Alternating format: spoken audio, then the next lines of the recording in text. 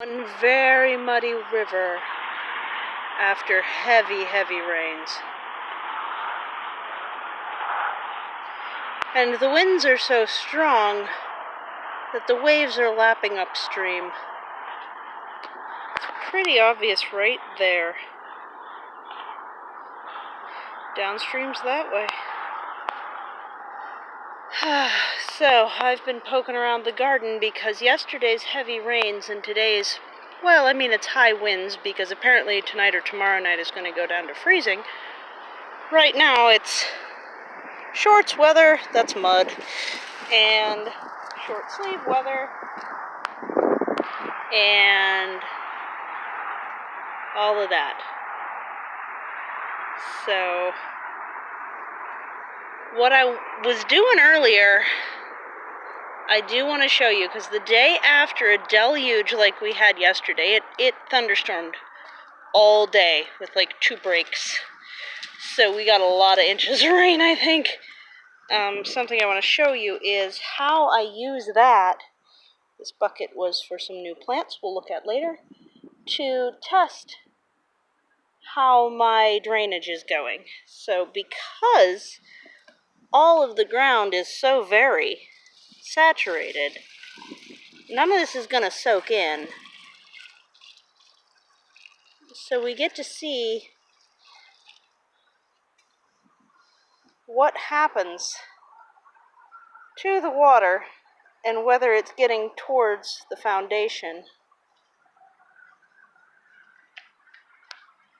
So earlier today, I dug this out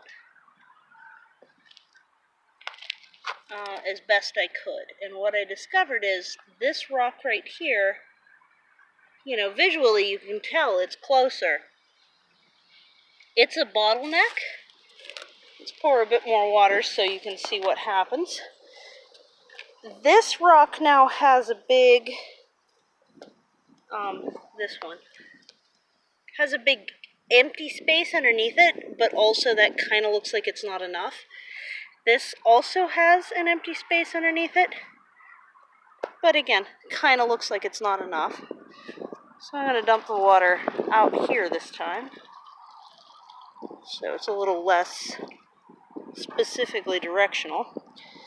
And yeah, well, let's just kind of pretend that that's not the case, because I want to test downstream a little bit, but obviously further tweaking is needed in this region right here for it not to run directly to my house foundation. So you can see now, if I move my shadow, that this narrow point is catching debris,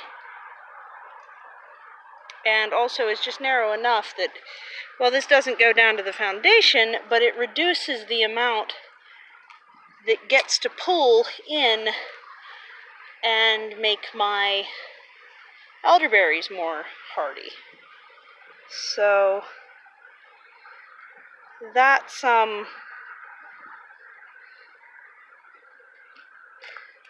issue that I plan to pull that rock specifically out, shave away some dirt on this side, and then place the rock back in with more space.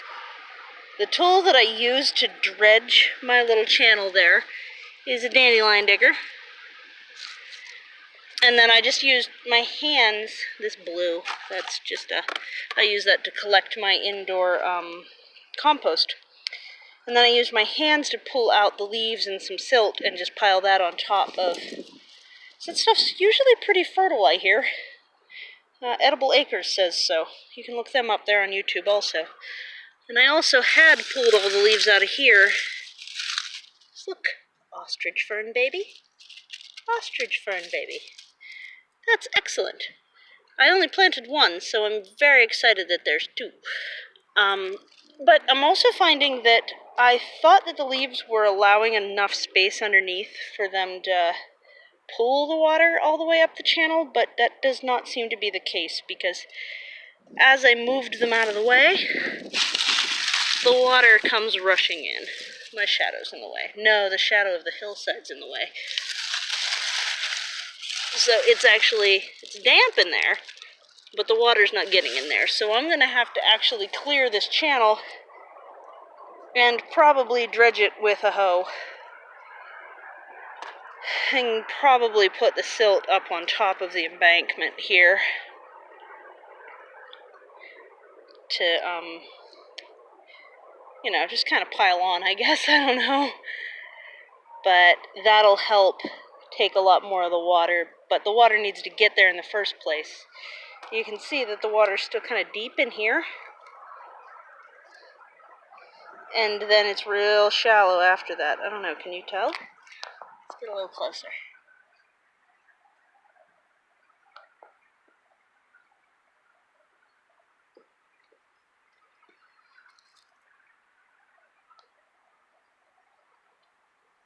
There, things are floating, you see it?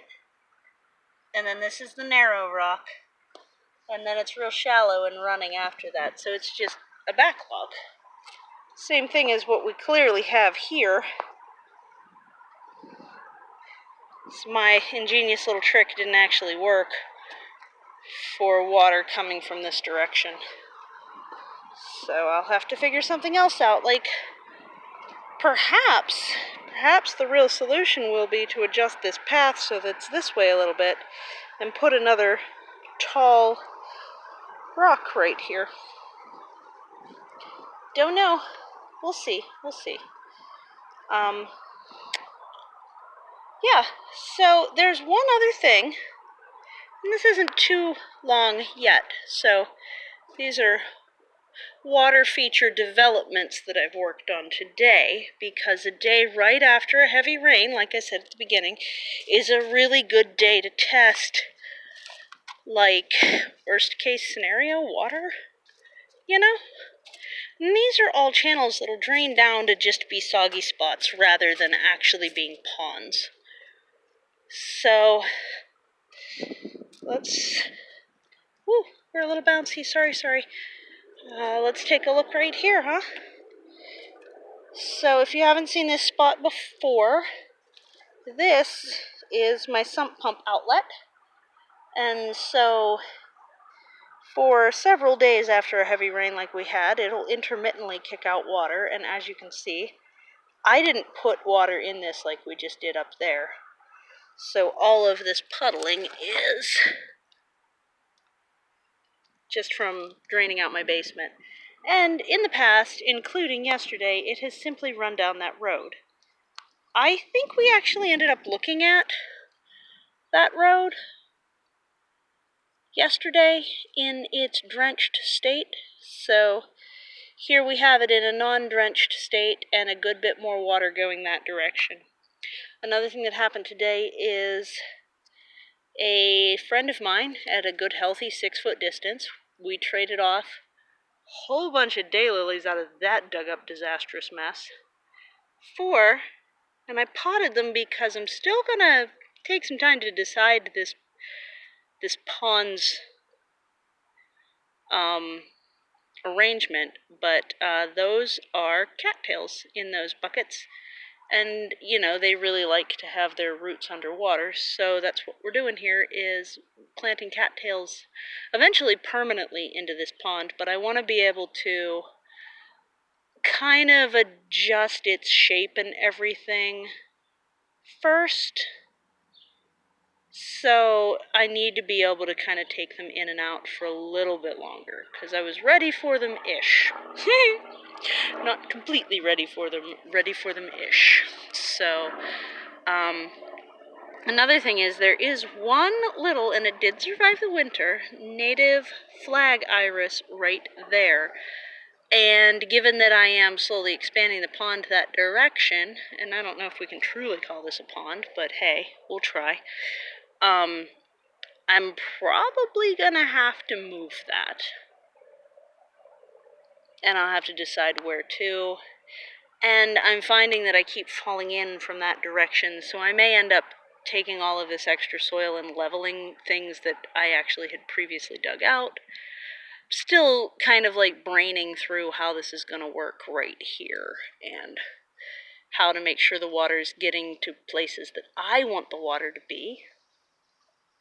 Because I'd like to make sure that my stuff is getting watered with all of this.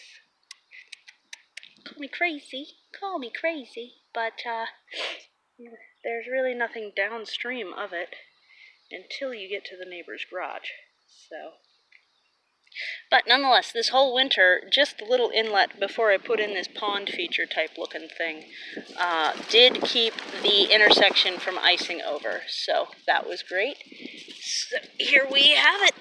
There's two new, one renewed and one updated water features for the cliffside edibles and flower zone.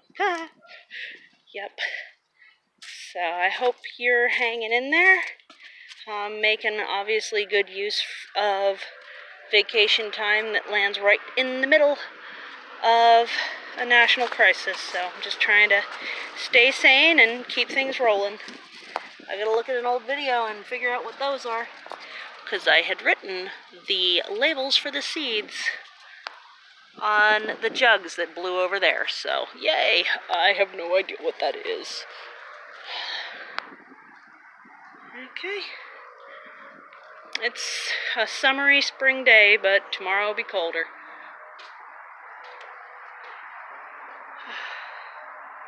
Take care. Bye.